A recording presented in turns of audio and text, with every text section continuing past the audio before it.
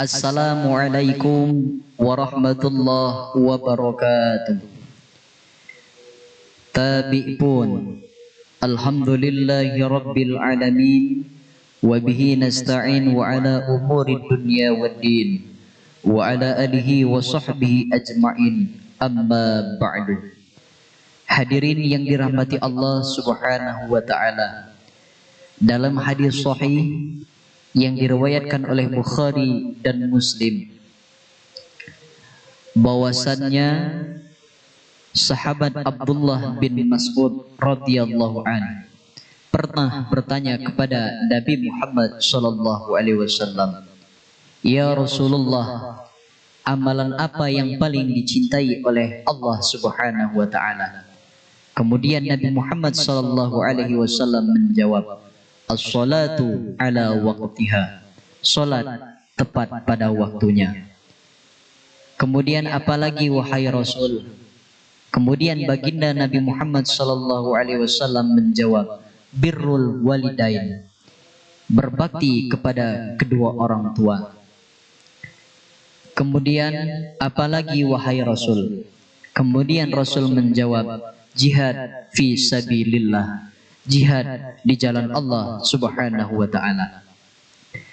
Hadirin yang dirahmati Allah subhanahu wa ta'ala, dari apa yang ditanyakan oleh sahabat Abdullah bin Mas'ud radhiyallahu anhu, bahwasannya kita mengetahui bahwasannya ada amalan yang bisa kita laksanakan, yang bisa kita kerjakan dalam kehidupan kita sehari-hari.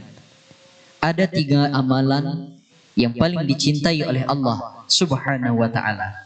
Yang pertama, as-salatu ala waqtiha, yang artinya salat tepat pada waktunya. Amalan pertama yang dicintai oleh Allah subhanahu wa ta'ala adalah salat pada waktunya.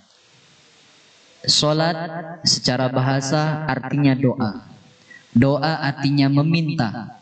Jadi artinya kalau kita rajin salat, itu artinya kita rajin meminta. Kalau kita rajin meminta, insya Allah apa yang kita inginkan akan dikabulkan oleh Allah subhanahu wa ta'ala. Namun hadirin yang dirahmati Allah subhanahu wa ta'ala, kita sering meminta kepada Allah subhanahu wa ta'ala, meminta ingin dipanjangkan umur, disehatkan badan, dilapangkan rezeki, tapi kita lalai akan perintah Allah subhanahu wa ta'ala, maka amat mustahil jika Allah akan mengabulkan apa yang kita pinta. Maka hadirin yang dirahmati Allah subhanahu wa ta'ala, kalau ingin apa yang kita minta dikabulkan oleh Allah subhanahu wa ta'ala, maka kita harus melaksanakan kewajiban kita yang pertama, yaitu sholat 5 waktu, sholat tepat pada waktunya. Sholat di dalam ilmu fikih dijelaskan adalah aqwalun wa af'alun muftatahatun bitakbir wa muhtatamatun bitaslim.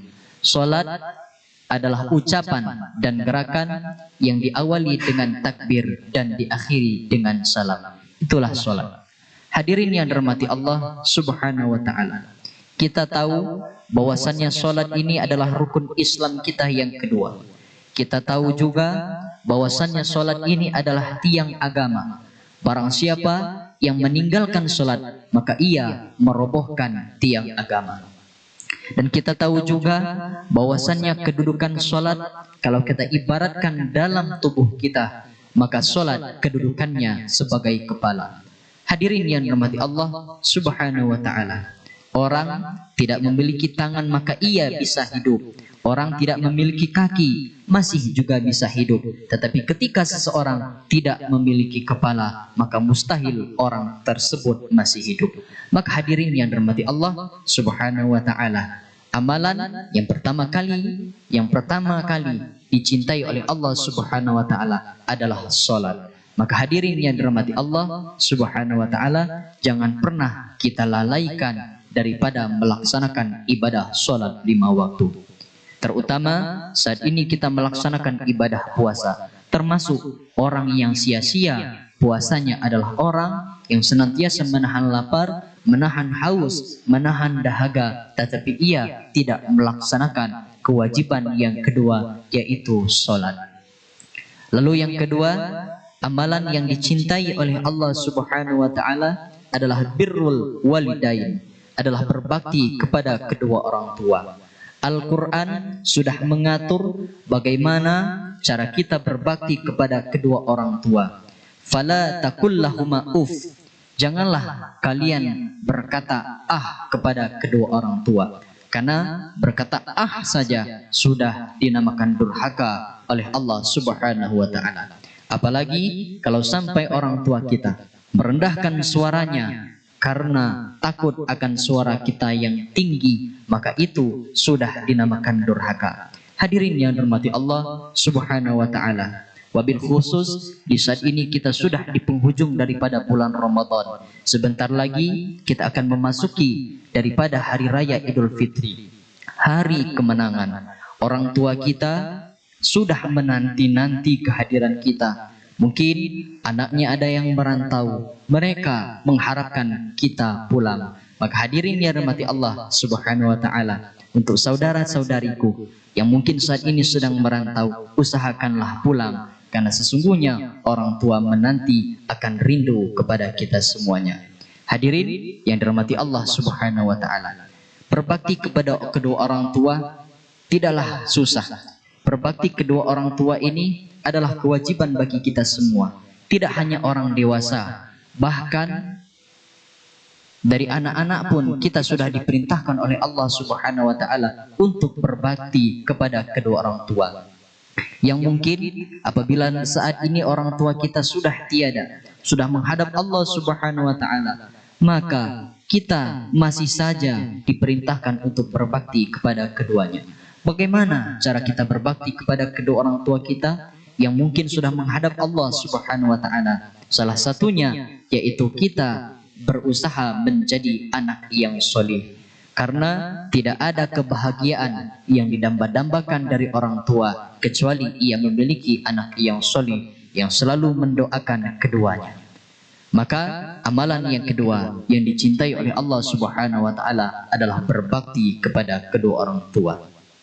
Lalu amalan yang ketiga yang paling dicintai oleh Allah Subhanahu wa taala adalah jihad fi sabilillah. Kita berkorban dengan apa yang kita miliki. Kalau kita bisa memberikan harta, kita bisa memberikan tenaga, maka kita keluarkan dengan apa yang kita miliki untuk menegakkan agamanya Allah Subhanahu wa taala. Mudah-mudahan dari tiga amalan yang paling dicintai oleh Allah Subhanahu wa taala ini kita bisa menjalankan salah satunya. Mudah-mudahan kita semuanya menjadi hamba yang solih, yang beruntung di dunia dan akhirat. Saya akhiri, wassalamualaikum warahmatullahi wabarakatuh.